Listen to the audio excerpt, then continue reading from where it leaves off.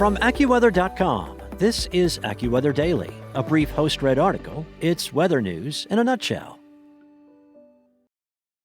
Heat in the east, severe storms rumbling through the Central Plains, and an abundance of rain on the way for the Pacific Northwest this week. Let's take a look at what you can expect weather-wise where you live.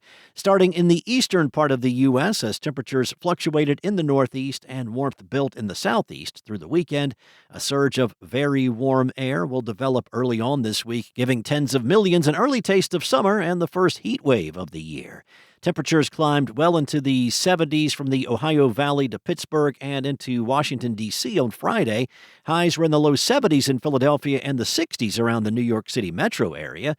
Temperatures slipped back a few degrees in the Northeast over the weekend, but a new surge of warmth arrived in the Midwest on Sunday, and that will expand into the Mid-Atlantic by Monday. Drenching showers and locally severe thunderstorms will limit warming in parts of the Midwest and northern Northeast this week. However, areas that avoid clouds and downpours will heat up substantially from Monday through Thursday.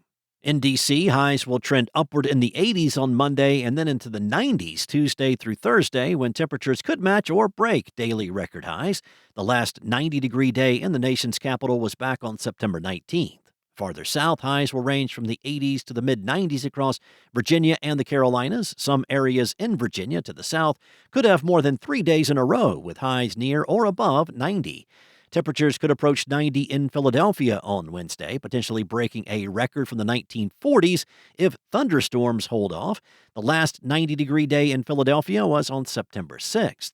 Highs are forecast to be in the 80s in New York City both Tuesday and Wednesday. As temperatures surge in the coming days, the risk of wildfires will also increase. Dry brush and fallen leaves remain widespread. The combination of sunshine, gusty breezes, and dry air will create near-ideal conditions for ignition and rapid fire spread. People should use caution with power equipment, open flames, or anything that can produce sparks or embers.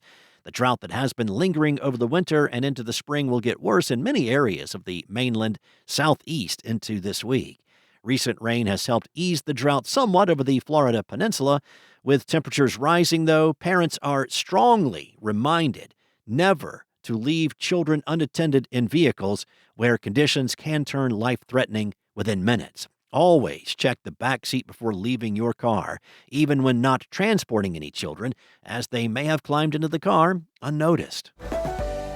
The risk for severe weather will persist through much of the week across the central U.S. Meanwhile, repeated downpours in many of the same areas will raise the risk of flooding. AccuWeather's Brianna Grill said that many will see repeated rounds of storms throughout this week, bringing relief for some in the Plains and Mississippi Valley impacted by long-term drought.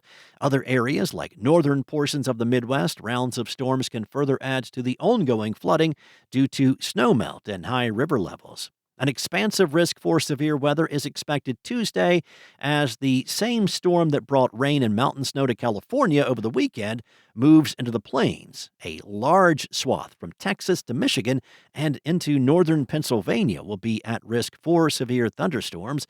Hazards including destructive hail, isolated tornadoes, and damaging wind gusts could occur. The AccuWeather local Storm Max wind gust is 85 miles per hour. AccuWeather meteorologists warn that this is likely to be the most significant risk of severe weather this week. A high risk for severe weather will stretch from far eastern Iowa to far northern Illinois and far southern Wisconsin. Individuals are urged to have many ways to receive warnings and check AccuWeather often for the latest on severe thunderstorms. On Wednesday, the severe weather threat will focus a bit farther east, but many of the same areas at risk on previous days will still be at risk. Hail, downpours, isolated tornadoes, and localized damaging wind gusts could occur from portions of northern Texas to Michigan into northern Ohio. So Dallas, Oklahoma City, St. Louis, Chicago, and Detroit are among the major cities at risk for severe weather. And shifting focus to the West Coast now, where two storms will make their way early this week, bringing rain, spotty thunderstorms, and mountain snow to the region. Showers persisted Saturday from California into western Washington as the next storm moved onshore across northern California Saturday night.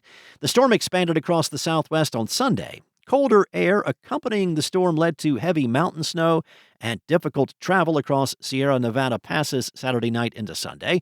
Donner Pass along I-80 was briefly closed Sunday due to snow, but has since reopened. Lingering showers are possible across much of the west Monday before much of the region outside of the northwest dries out Monday night into Tuesday. Another storm will make its way into the west Tuesday and Wednesday, this time focusing farther north across the Pacific Northwest and portions of Idaho and western Montana, spreading rain and mountain snow across the area. Rainfall across eastern Washington, northeastern Oregon, and northern Idaho will be beneficial as much of the area is in at least moderate drought, according to the latest update of the U.S. Drought Monitor. Chilly air will accompany the storm as it moves through the region, dropping snow levels into Wednesday, promoting snow to the terrain, including the Washington and Oregon Cascades.